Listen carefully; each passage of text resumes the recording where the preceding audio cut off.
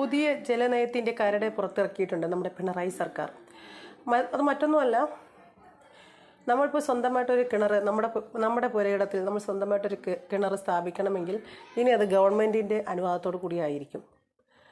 അങ്ങനെ ഒരു നിയമം ഇപ്പോൾ പുറത്തിറക്കിയതിൻ്റെ കാരണം വേറൊന്നും കൊണ്ടല്ല, പാഴായി പോകുന്ന ജലത്തിനെ അല്ലെങ്കിൽ ജലം പാഴായി പോകാതിരിക്കാൻ വേണ്ടിയിട്ടുള്ള പുതിയൊരു നടപടിയാണ്.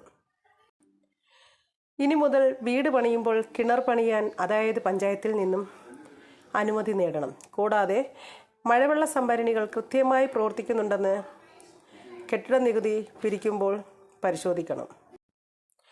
വീടുകളിൽ പാചകത്തിനും മറ്റാവശ്യങ്ങൾക്കുമായി എന്ത് ആവശ്യങ്ങൾക്കായിരുന്നാലും 2 ജലസംഭരണികൾ എന്നിവയാണ് കരടിലെ ശുപാർശ. അശാസ്ത്രീയമായ കിണർ നിർമ്മാണവും ദുരുപയോഗങ്ങളും തടയാനാണ് സർക്കാർ ഈ ഇടപെടൽ നടത്തിയിരിക്കുന്നത്. അപ്പോൾ ഇനി മുതൽ സ്വന്തമായി കിണർ വീട്ടിൽ നിർമ്മിക്കാൻ ആഗ്രഹിക്കുന്നവർ ഈ ഒരു നിയമം അറിഞ്ഞിരിക്കണം. അത് അറിഞ്ഞിട്ടുള്ള ഉപയോഗം എന്താണെന്നും അല്ലെങ്കിൽ അങ്ങനെ ചെയ്യുന്നത് കൊണ്ടുള്ള ഉപയോഗങ്ങൾ എന്തെല്ലാമെന്നും അറിഞ്ഞിരിക്കുക. നമ്മുടെ വീഡിയോ ഇഷ്ടപ്പെടുന്നവർ ഒന്ന് ഷെയർ ചെയ്യുക. ചാനൽ സബ്സ്ക്രൈബ് ചെയ്യാൻ മറക്കണ്ട.